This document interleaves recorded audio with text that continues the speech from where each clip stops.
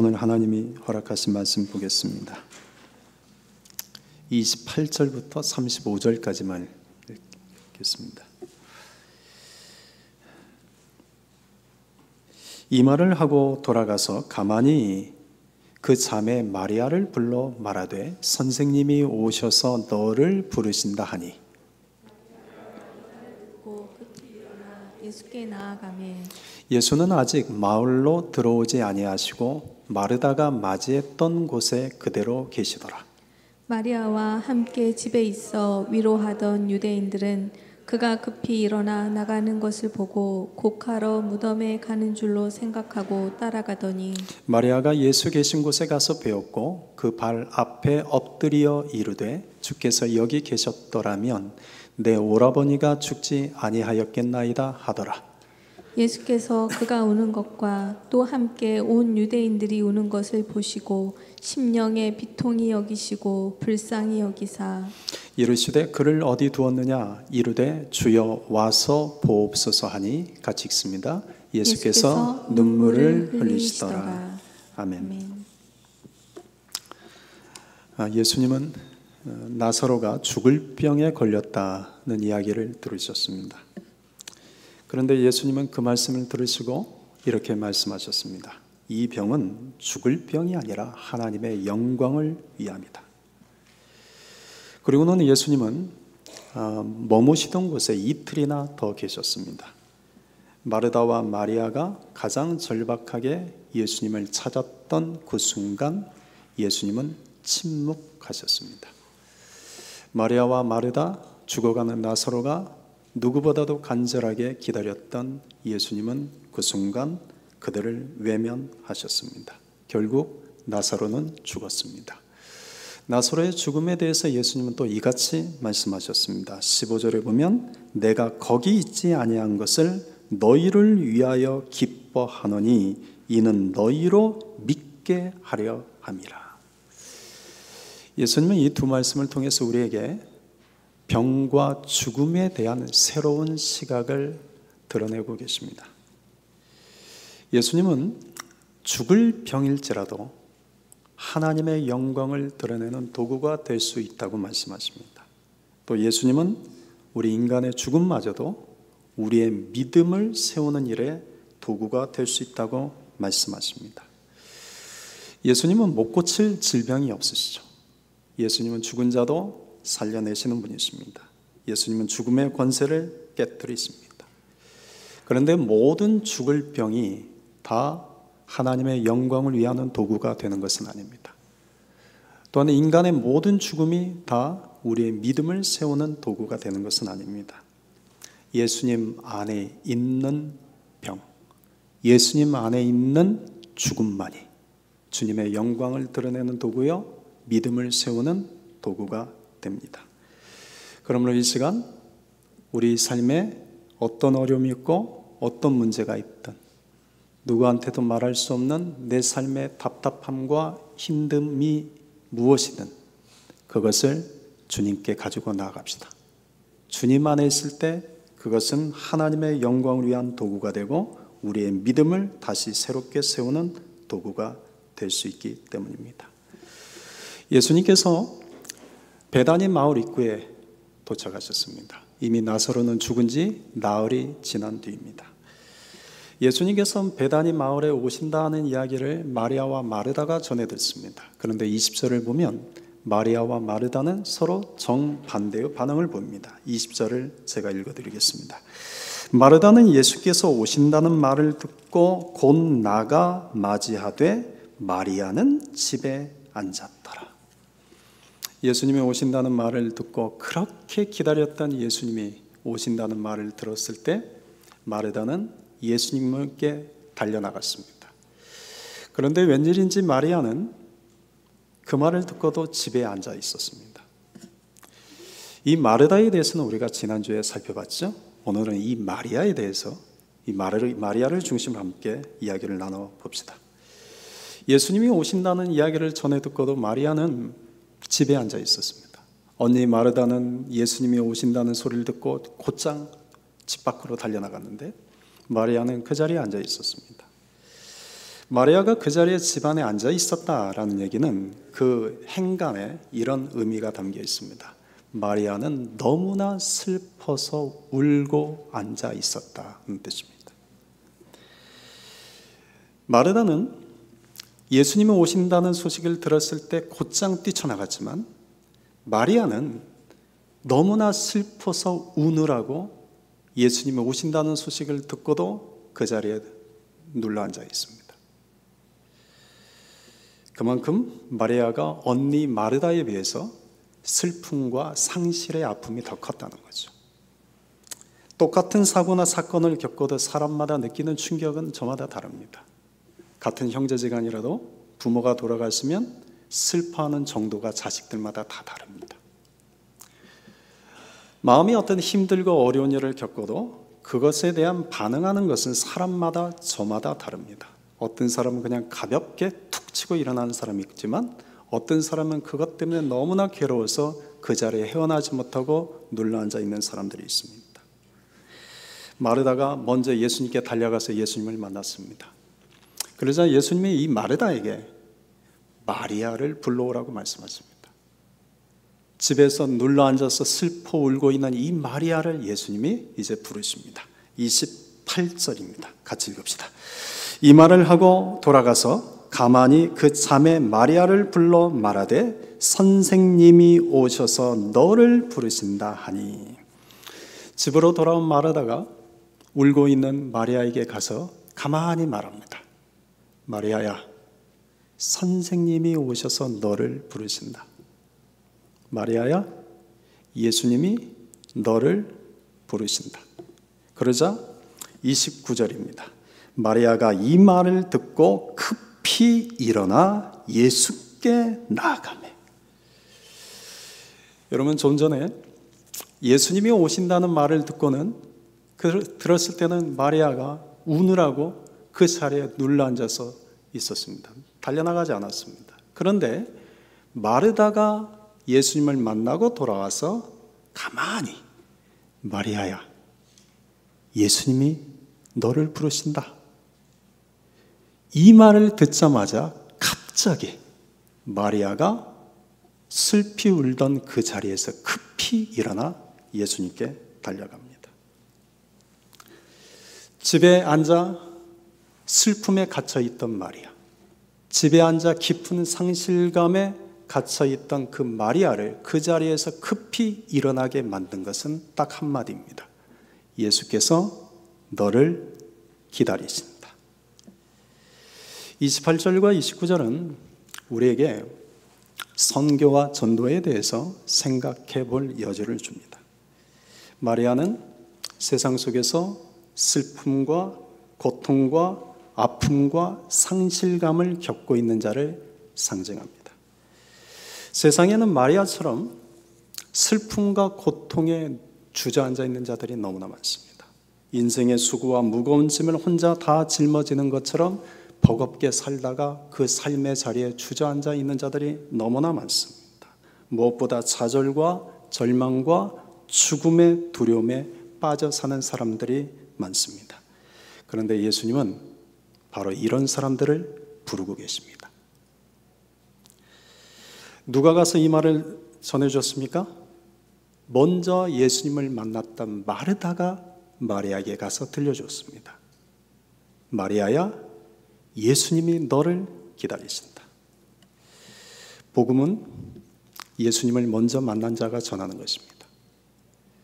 복음은 은사가 있어야만 전하는 것은 아닙니다.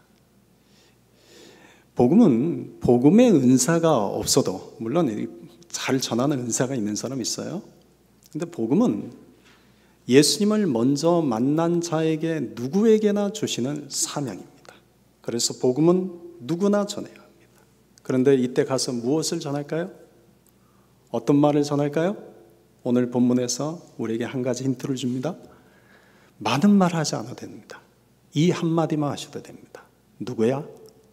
예수님이 너를 기다리신다. 그 예수님이 누군데? 어디서 기다린대? 나랑 함께 가보자. 그러면 됩니다. 복음은 예수님에 대한 어떤 이론이나 예수님에 대한 어떤 논리를 전하는 것이 아닙니다. 장황하게 예수님은 이런 분이야 말하지 않아도 됩니다. 그저 단순하게 이렇게 한마디 전하면 됩니다. 예수님은 당신을 기다리십니다.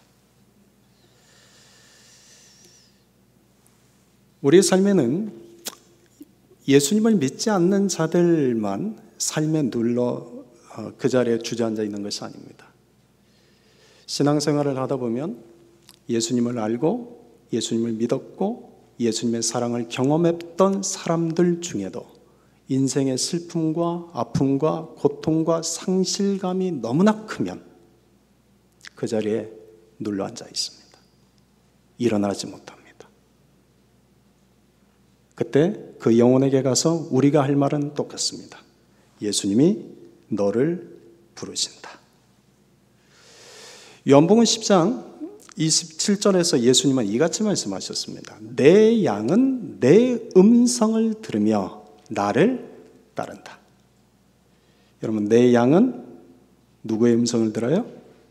목자신 예수님의 음성을 듣습니다. 우리가 다른 말 하지 않아도 됩니다. 예수님이 너를 부르신다 라는 그 말을 들려주었을 때 예수님의 양은 그 음성을 듣고 따라 났습니다. 마리아는 예수님의 양이었습니다. 그냥 예수님이 오신다, 어제 전도 집회가 있다, 어제 어떤 교회에서 예배를 드린다, 그랬을 때는 미동도 하지 않았는데 언니가 와서 가만히 마리아야, 예수님이 너를 부르신다, 이 한마디에 갑자기 정신이 번쩍 들더니 급히 일어나 예수님께 달려갑니다. 여러분, 우리 인생의 모든 문제는 예수님에게로 가야만 해결될 수 있습니다. 우리 인생의 깊은 상실감의 문제, 아픔의 문제, 슬픔의 문제, 심지어 죽음의 문제까지도 예수님 앞에 나아가야만 해결될 수 있습니다. 무엇보다도 예수님이 너를 부르신다라고 하신 그 말씀에는 예수님의 자신이 있기 때문입니다. 여러분, 만약 제가 여러분에게 아픈 사람에게 아프신 분은 다 제게 오십시오 라고 했는데 제가 아무도 고치지 못한다고 하면 얼마나 허황된 일입니까? 그런데 예수님이 아픈 사람들에게, 상실감에 깊이 젖어 있는 사람들에게, 심지어 죽어가는 자들에게, 죽음 속에 있는 자들에게, 절망 가운데 있는 자들에게 내가 너를 부른다고 말씀하실 때는 나에게 한번 와봐. 자신 있다. 내가 너희들의 그 문제 하나 해결을 못하겠냐? 내가 죽음마저도 깨트리는 사람인데 와봐. 그러면 이런 예수님의 자신 있는 그 음성이 내가 너를 부른다라는 그 말 속에 담겨 있습니다. 오늘도 주님은 우리를 부르고 계십니다. 누구야? 예수님이 너를 부르신다. 우리도 이 주님의 음성 앞에 응답하여 예수님께 나아가는 자가 됩시다. 교회는 주님의 몸입니다. 교회의 머리는 예수님이죠. 교회라는 것은 결코 건물이 아닙니다. 교회는 어떤 조직이나 단체나 학문이나 이론이 아닙니다. 여러분, 건물은 사라지고 조직은 사라지고 단체는 사라질지라도, 또는 시대의 흐름에 따라 신학은 바뀐다 할지라도 영원히 변하지 않는 분은 예수밖에 없습니다. 그래서 예수를 붙잡고 사는 것이 복음이요, 예수를 붙잡고 가는 것이 교회입니다. 교회는 예수를 그리스도로 고백하는 사람들의 모임입니다. 건물에 교회 간판을 붙였다고 해서 예수님이 건물에 교회 간판이 붙여진 곳에 내가 그곳에 함께 있겠다라고 말씀하신 적이 없습니다. 잘 짜여진 조직이 갖춰진 그곳에 내가 함께 있겠다고 말씀하신 적이 없습니다. 모든 사람들이 감탄할 만한 신학과 논리를 가진 그곳에 내가 함께 있겠다고 말씀하지 않으셨습니다. 예수님은 딱 한마디 이렇게 말씀하셨습니다. 마태복음 18장 20절에 두세 사람이 내 이름으로 모인 곳에는 그들 중에 내가 있다. 오늘 우리가 고백해야 될 분은 예수님밖에 없습니다.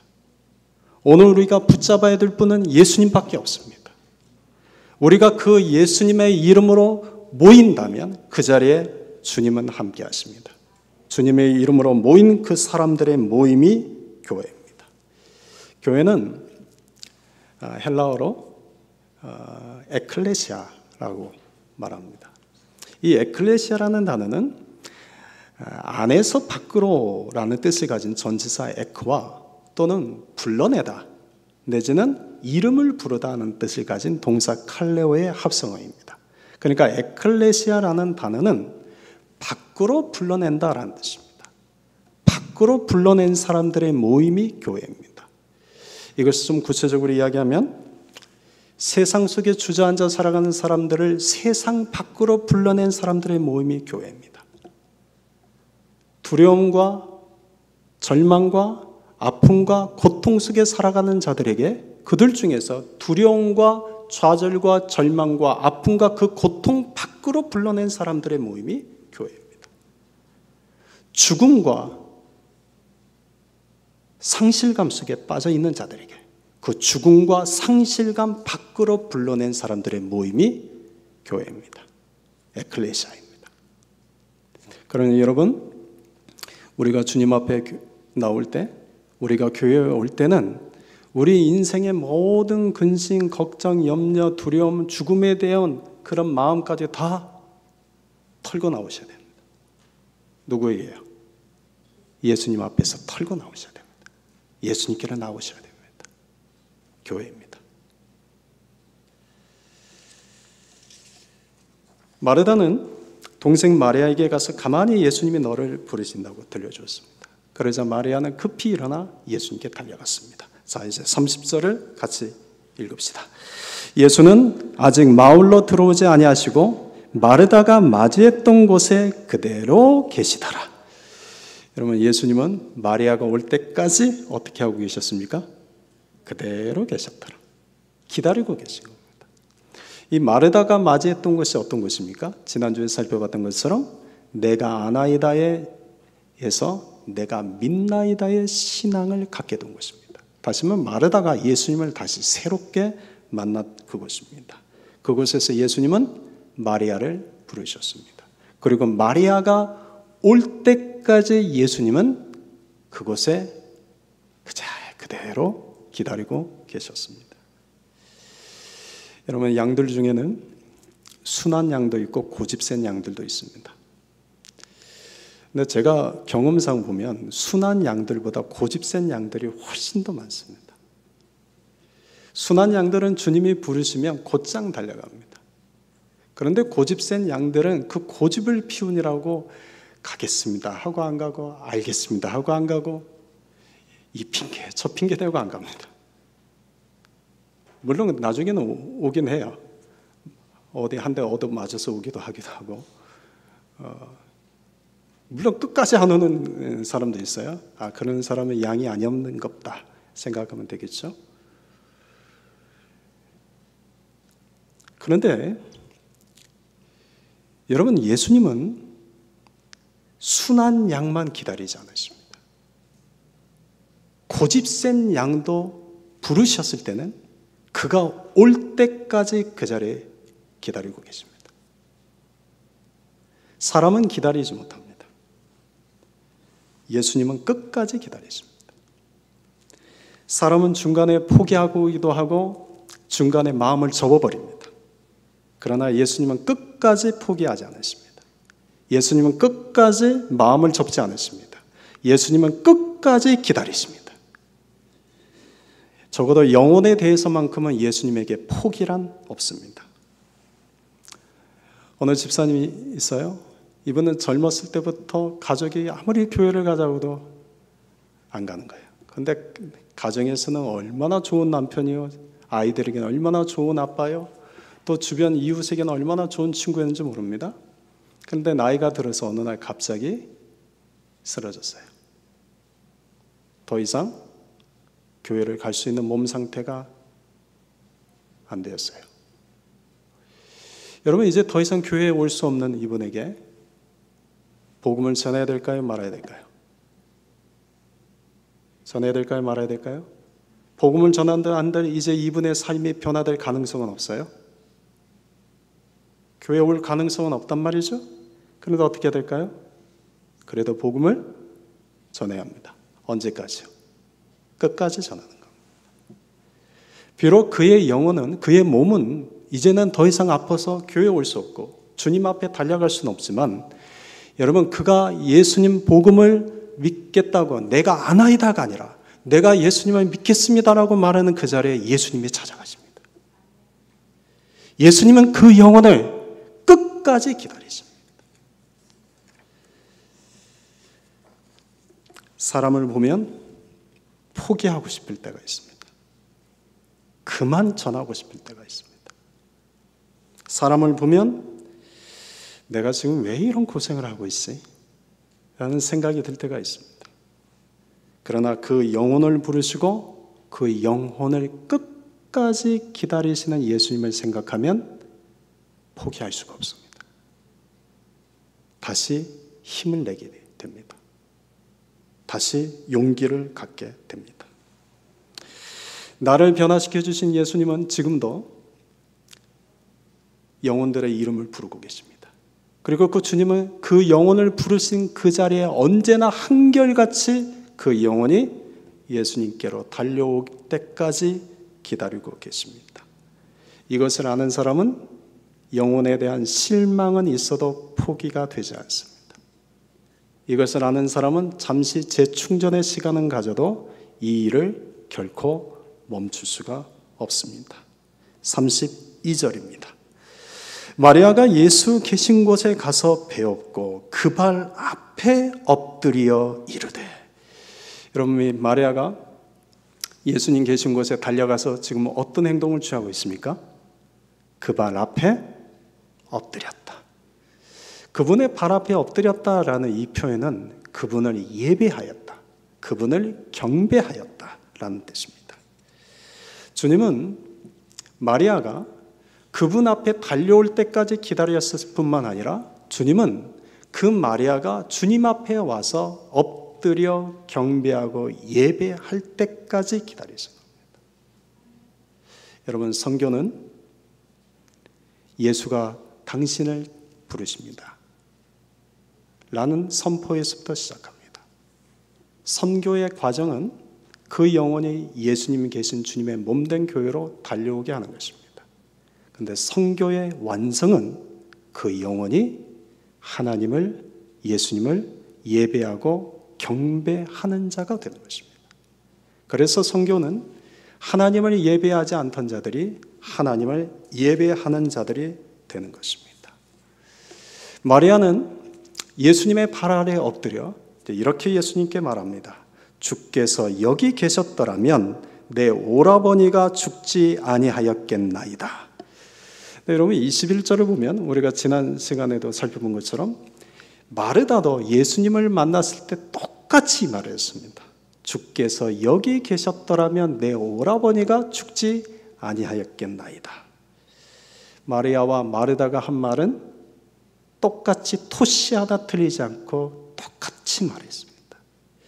그런데 여러분, 말이라는 것은 똑같은 말인데 그 말의 의미와 그 말에 담겨있는 느낌, 감정은 다 다릅니다.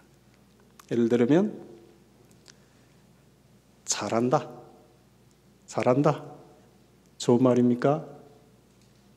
부정적인 말입니까? 잘한다. 좋은 말이죠? 그런데 잘한다 이렇게 말하면요, 좋은 말입니까? 부정적인 말입니까? 잘한다, 잘한다. 다르죠? 그러니까 마르다와 마리아가 똑같이 예수님 앞에서 주께서 여기 계셨더라면 내 오라버니가 죽지 아니하였겠나이다. 똑같은 말인데 그 말에는 의미가 다릅니다.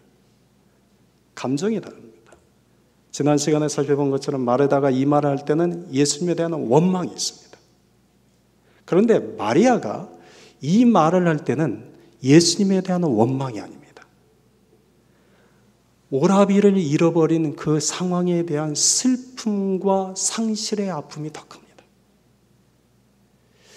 여러분, 하나님에 대한 원망이 있는 자는 주님께 무릎 꿇지 못합니다. 하나님에 대한 원망이 있는 자는 주님을 예배하지 못합니다. 그런데 상처와 아픔이 큰 자는 주님께 무릎 꿇을 수 있습니다. 그리고 주님을 예배할 수 있습니다. 마르다는 예수님께 나아갔을 때 주께서 여기 계셨더라면 내 오라버니가 죽지 아니했겠나이다. 이 원망 어린 말을 서서 이야기했습니다. 그러나 마리아는 예수님께 무릎 꿇고 주께서 여기 계시더라면 내 오라버니가 죽지 아니했겠나이다 라고 말한 겁니다. 단기선교 중에 두 아이가 불의의 사고로 생명을 잃었습니다. 하나의 엄마는 선교하다가 자기 아이가 죽은 것 때문에 하나님의 슬픔, 고통, 아픔도 컸지만 하나님에 대한 원망이 너무나 컸습니다. 그래서 결국 하나님을 떠났습니다. 하나님에 대한 원망이 있는 한 하나님을 예배할 수 없었기 때문이죠. 그런데 다른 하나의 엄마는 하나님에 대한 원망은 없었습니다. 그러나 그 아이를 잃어버린 상처와 아픔과 슬픔과 상실감의 고통은 너무나 컸습니다. 그 마음을 가지고 하나님께 매일 나갔습니다. 매일 그분 앞에 나아가 엎드려 울었습니다. 여러분, 하나님에 대한 원망하는 마음이 있으면 그분 앞에 나아갈 수 없습니다. 예배할 수 없습니다. 그러나 내가 슬픔이 있고 아픔이 있고 상처가 있고 좌절이 있고 절망이 있고 두려움이 있으면 그분 앞에 그래도 나아갈 수 있습니다. 예배할 수 있습니다. 마리아는 예수님께 이 말을 할 때 어떻게 말을 했을까요? 아마도 마르다는 예수님께 주께서 여기 계셨더라면 내 오라버니가 죽지 아니하였겠나이다 라고 말할 때 약간은 좀 원망 섞인 말로 그냥 말을 했겠죠. 주께서 여기 계셨다.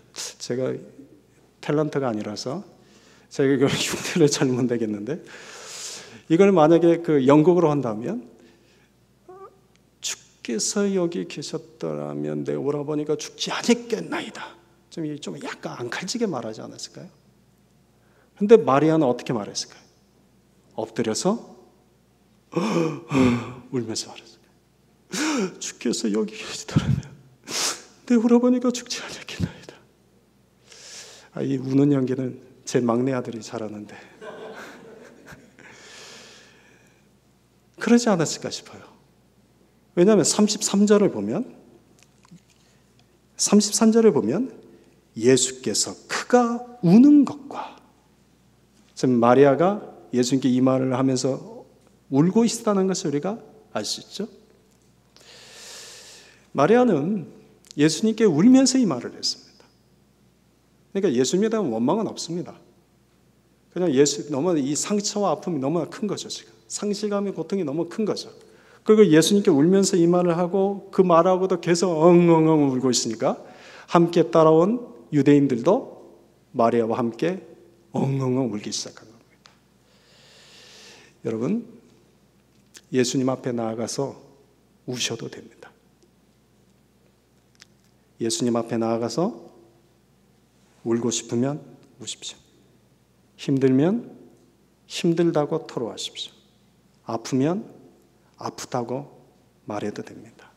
너무나 괴롭고 다 포기하고 싶어질 때면 주님, 나 이거 더 못하겠습니다 라고 말하셔도 괜찮습니다. 단 원망은 하지 마십시오. 원망을 하면 주님으로부터 멀어질 수 있습니다. 원망을 하면 사탄이 내 마음에 틈탈 기회를 줄 수 있습니다. 주님 앞에서는 우리가 웃는 척, 믿음 좋은 척, 힘들지 않는 척, 아무 일 없는 척, 아프지 않는 척, 모든 것이 다 괜찮은 척 하지 않아도 됩니다. 주님 앞에서는 정직하게 내 마음을, 내 생각을, 내 감정을 토로하셔도 괜찮습니다. 믿음은 아닌 척, 없는 척, 좋은 척 하면 주님께 나가는 것이 아니라 믿음은 내 마음의 힘든 상황을 그대로 솔직하게 토로하며 나가는 것입니다. 그래서도 됩니다. 마리아가 울자 이문하러 온 유대인들도 같이 따라 울었습니다. 그런데 여기에 대한 예수님의 반응이 33절 하반절에 보면 심령에 비통히 여기시고 불쌍히 여기셨다. 여러분, 예수님께서 마리아가 우는 것을 보시고 어떻게 하셨습니까? 심령에 비통히 여기셨다. 이 비통히 여기다는 것이 무슨 뜻입니까? 몹시 슬퍼서 마음이 아파했다. 다시 말하면 예수님은 마리아가 슬퍼서 아픔 속에 우는 것을 보시고 예수님도 함께 아파하고 함께 힘들어하셨다는 겁니다. 여러분, 지금 예수님은 죽은 나사로를 살리러 오셨습니다. 예수님은 지금 나사로를 살리기 위해서 오셨습니다. 또 조금만 있으면 나사로를 살릴 터인데 지금 마리아와 마르다는 그걸 전혀 알지 못하죠. 마리아는 지금 예수님이 나사로 오빠를 살리러 왔다는 것을 생각지 못하고 있습니다. 그러니 예수님이 얼마든지 마리아에게 야, 왜 우냐? 그렇게 믿음 없냐? 내가 네 오빠 살리러 왔는데 지금 울고 있냐? 이렇게 말씀하지 않습니다. 그가 아파하고 그가 슬퍼하고 그가 우는 것을 보시고 예수님도 함께 아파하시고 함께 슬퍼하시고 함께 울어주시기까지 합니다. 35절입니다. 예수께서 눈물을 흘리시더라. 예수님도 같이 울어주신 겁니다. 사랑하는 성도 여러분, 예수님 앞에 울고 싶을 때면 우십시오. 예수님 앞에서 괴롭고 힘들면 괴롭다, 힘들다고 말하십시오. 도저히 견딜 수 없으면 도저히 저는 그거 감당 못하겠습니다 라고 말하십시오. 그런 우리를 보고 예수님은 너는 왜 이렇게 믿음 없냐? 너는 나를 모르냐? 내가 죽은 자도 살리는 사람인데 너는 나에 대한 그런 믿음이 없냐? 라고 말씀하지 않으십니다. 예수님은 비통히 여기시고 우리를 불쌍히 여기시고 우리가 눈물을 흘릴 때 주님도 같이 울어주십니다. 예배 중에 누군가가 울고 있으면 곁에서 같이 울어주십시오. 눈물이 안 나오는데 억지로 그 눈물 짤 필요는 없어요. 누군가 기도하고 있는데 울고 있으면 같이 곁에서 울어주십시오. 눈물이 안 나오면 휴지라도 갖다 주십시오. 그리고 어설픈 위로는 하지 마십시오. 어설픈 위로를 하지 마십시오. 그리고 위로한답시고 야, 믿음을 가져봐. 너 왜 이렇게 믿음이 없냐? 이 말 하지 마십시오. 주님도 그렇게 하지 않으십니다. 그냥 같이 울어주시거나 휴지를 한 장 건네주시거나 그냥 조용히 다가가서 손을 잡아주십시오. 예수님의 눈물을 흘리셨습니다. 예수님의 이 눈물에는 어떤 의미가 있을까요? 마리아의 그 아픔을 함께 아파하신다는 의미도 있지만 저는 여기서 하나 더 생각해 보게 됩니다. 예수님의 이 눈물에는 지금 마리아는 예수님이 나사로를 살릴 것을 모르고 있는 상황입니다. 이 세상에는 여전히 예수님이 살리시는 분이라는 것을 모르는 자들이 너무나 많습니다. 아니, 예수님은 죽은 자를 살리시는 분이라는 것을 아는 사람들 중에도 그 예수님이 나를 살리시는 분이라는 것을 믿지 않고 사는 사람들이 너무나 많습니다. 예수님이 모든 것을 불가능이 없는 분이시오. 예수님은 병든 자를 고치시는 분이라는 것을 머리로도 알지만 막상 내가 아프고 막상 내가 힘든 일을 겪을 때 나의 이 아픔과 내 이 문제까지도 그 주님이 동일하게 해결해 주시는 분이라는 믿는 믿음 없는 분이 의외로 많습니다. 그들을 바라볼 때 주님의 마음은 어떨까요? 비난과 정죄가 아니라 눈물입니다. 불쌍히 여기는 마음입니다. 안타까운 마음입니다. 아이고. 사랑하는 성도 여러분, 주님은 지금도 울고 계십니다. 지금도 울고 계십니다. 성경에 보면 예수님이 우셨다는 장면이 3번 나옵니다. 한 번은 오늘 본문이고, 두 번째는 예수님이 예루살렘에 입성하실 때였습니다. 예루살렘을 보시면서 예수님이 우셨습니다. 누가복음 19장 41절에 나오는 얘기죠. 예루살렘이 이제 멸망당할 것을 내다보시고 예수님이 우신 겁니다. 그리고 예수님이 3번째 언제 우셨냐면 겟세마네 동산에서 우셨습니다. 복음서에서는 예수님이 겟세마네 동산에서 땀방울이 핏방울이 되도록 기도하셨다라고만 기록되어 있지만, 이 상황을 기록한 히브리서 5장 7절에는 이같이 기록하고 있습니다. 그는 육체에 계실 때 자기를 죽음에서 능히 구원하실 이에게 심한 통곡과 눈물과 간구와 소원을 올렸고, 예수님은 겟세마네 동산에서 죽어가는 영혼들을 살리기 위해서 마지막 통곡과 눈물을 흘리셨습니다. 사람의 눈물은 대개 자기 때문에 옵니다. 내 슬픔, 내 아픔 때문에 울죠. 그런데 예수님의 눈물은 예수님 당신 때문에 울지 않고 우리 때문에 우셨습니다. 예수님은 우리를 위해서 우셨습니다. 여러분, 예수님이 우셨던 그 자리에는 반드시 생명의 역사가 나타납니다. 예수님이 십자가를 앞두고 겟세마네 동산에서 흘리신 그 눈물이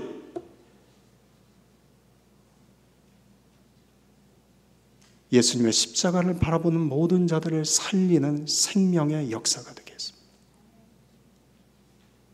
또한 마리아를 우는 것을 보고 우셨던 예수님이 이제 그곳에 또 다른 생명의 역사를 이루십니다. 그 내용은 다음 주에 살펴봅시다. 마지막으로 하나만 더 말씀드리고 마치겠습니다. 사랑하는 성도 여러분, 성경에 보면 예수님이 우셨다라는 표현은 3번 나온다고 말씀드렸어요. 그런데 예수님이 웃으셨다라는 표현은 성경에 몇 번 나올까요? 예수님이 우셨다라는 표현은 3번 나오는데 예수님이 웃으셨다라는 표현은 몇 번 나올까요? 몇 번 나올까요? 한 번도 나오지 않습니다. 예수님이 웃으셨다라는 표현은 성경에 한 번도 기록되지 않는 것을 보면 예수님이 사셨던 그 세상 속에서 예수님은 늘 눈물로 사셨다는 것을 우리가 알게 됩니다. 그러면 예수님은 기뻐하지 않는 분일까요? 예수님은 웃음이 없는 분이실까요? 예수님도 기뻐하시고 예수님도 웃음이 있는 분이십니다. 그러면 어떻게 하면 예수님을 기쁘게 하실 수 있을까요? 어떻게 하면 예수님을 웃음 짓게 할 수 있을까요? 2가지를 기억합시다. 하나는 믿음을 통해서입니다. 지난 시간 말씀드린 것처럼 히브리서 11장 6절, 믿음이 없이는 하나님을 기쁘시게 하지 못하나니 믿음이 없이는 하나님을 기쁘시게 하는 것이 불가능하다. 믿음을 통해서만 하나님을 기쁘시게 한다. 믿음을 통해서만 예수님을 기쁘시게 한다. 2번째는 여러분 영혼을 구원할 때입니다. 영혼을 구원할 때입니다. 예수님이 같이 말씀하셨습니다. 죄인 하나가 회개하면, 하늘나라에서는 죄인 하나가 회개하면 회개할 것 없는 의인 99으로 인하여 기뻐하는 것보다 더하리라. 여러분, 우리가 예수님을 기쁘게 할 수 있습니다. 우리가 예수님을 웃음짓게 할 수 있습니다. 믿음을 통해서 영혼을 예수님께로 인도하는 일을 통해서 우리는 예수님을 기쁘게 할 수 있습니다. 여러분, 예수님은 늘 우셨습니다. 지금도 울고 계십니다. 여러분, 그 예수님에게 우리 공동체가 예수님을 기쁘시게 하는 공동체, 예수님을 웃음짓게 하는 공동체 될 수 있기를 주님의 이름으로 축원합니다. 아멘.